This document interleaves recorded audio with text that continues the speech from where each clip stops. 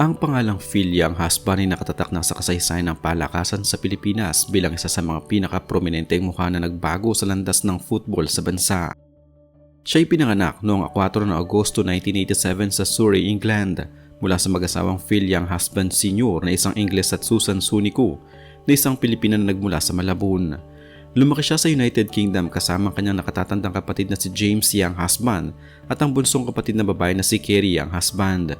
Mula sa kanyang kabataan ay pinamalas na rin niya ang kanyang kakaibang galing sa paglalaro ng football, kung kaya't sa edad na 9 gulang noong 1997 ay pumasok siya sa Youth Academy ng Chelsea Football Club na isa sa mga pinakasikat na koponan sa English Premier League. Ang kanyang formal na pagsasanay sa Europa ang nagbigay sa kanya ng matibay na pundasyon upang maging isang profesional na manlalaro, kung saan siya ay pumirma ng kontrata sa Chelsea Reserves noong 2005 habang nagkaroon din ng pagkakataon na mapahiram sa koponan sa Denmark noong 2007 upang mapalawak pa ang kanyang karanasan sa labas ng bansa. Nagsimula ang kanyang pag-usbong sa kamalayan ng mga Pilipino noong 2005 nang madiskubrihan ang kanyang lahi sa tulong ng larong Football Manager, kung saan nalaman ng Philippine Football Federation na kwalipikado siyang maglaro para sa pambansang koponan. Agad siyang ipinatawag upang kumatawan sa bansa sa 2005 Southeast Asian Games na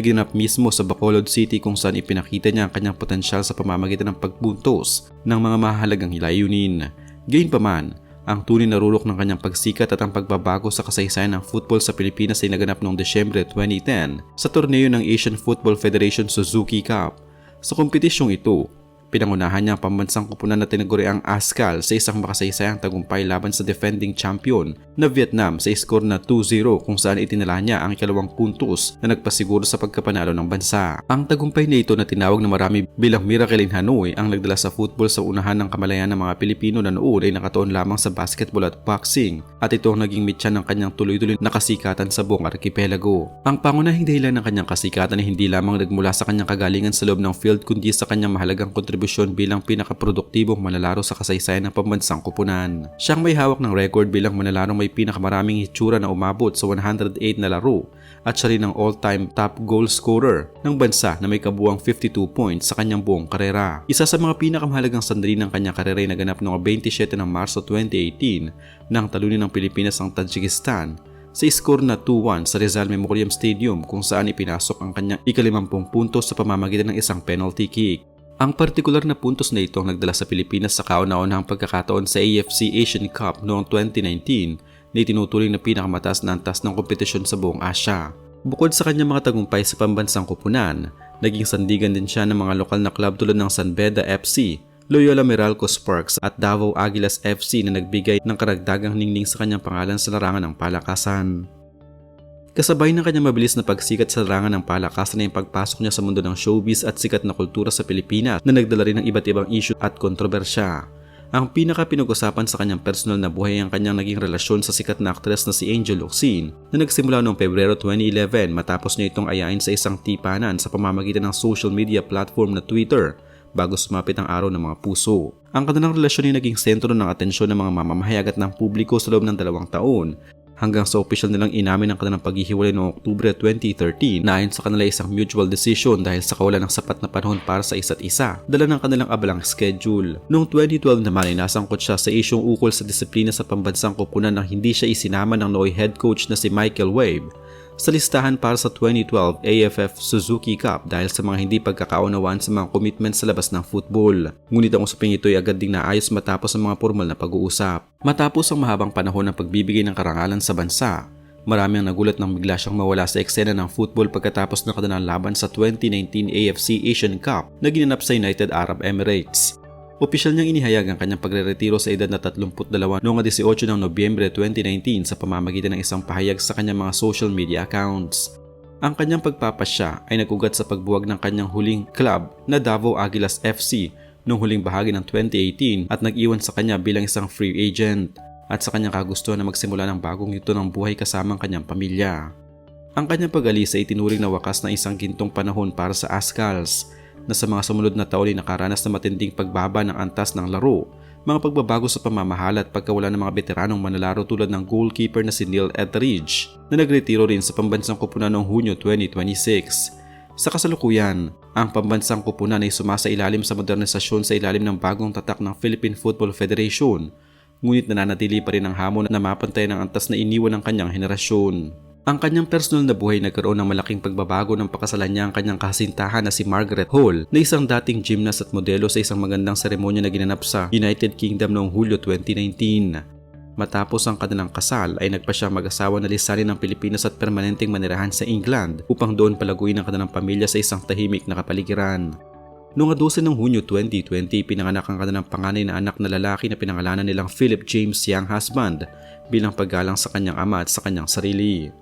Noong Agosto 2023, ibinahagi ng mag-asawa sa publiko ang balita na sila ay naghihintay ng kanilang ikalawang anak na lalo pang nagpatibay sa kanilang samahan bilang isang pamilya. Sa kasalukuyang panahon, hindi na siya aktibo bilang isang profesional na manlalaro ng football sa loob ng field at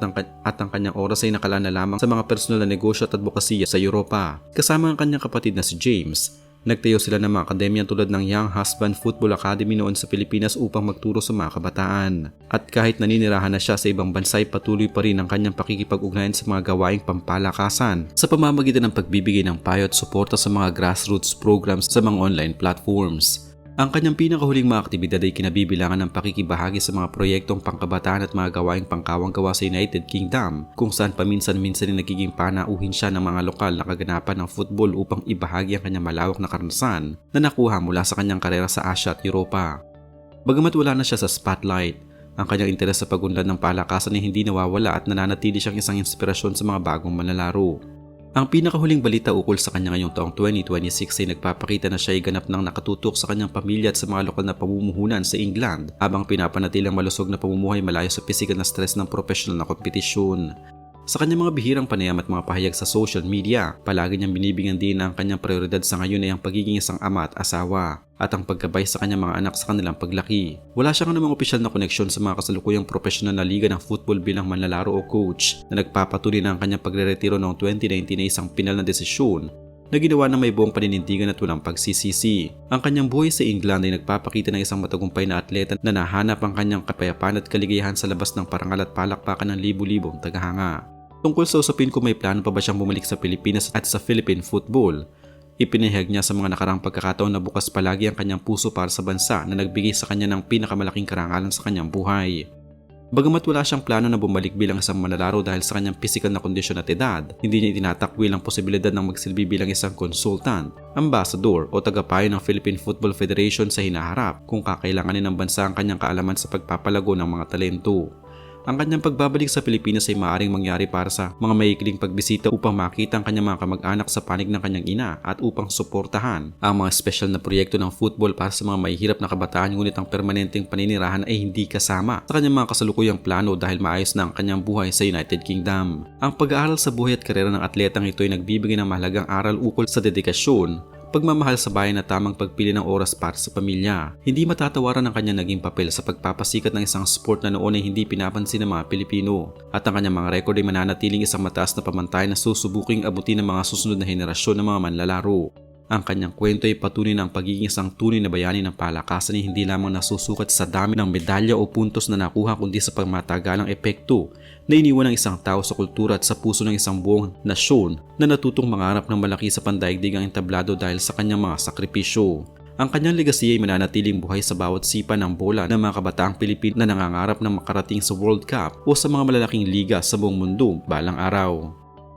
Si Phil Young Husband ay hindi lamang isang banyagang pangalan na nagsuot ng asul, puti at pulang jersey sa Pilipinas, kundi siya ang simbolo ng muling pagkabuhay ng pag-asa para sa Philippine football na nagpatunay na ang mga Pilipino ay may kakayahang makipagsabayan sa pinakamahuhusay na bansa sa Asia. Sa kanyang kasalukuyang tahimik na buhay sa Kent, England, bitbit niyang pasasalamat ng isang buong bansa na hindi makakalimot sa pangalang nagbigay sa kanila ng karangalan at nagturo sa kanila na mahalin ang magandang laro ng football.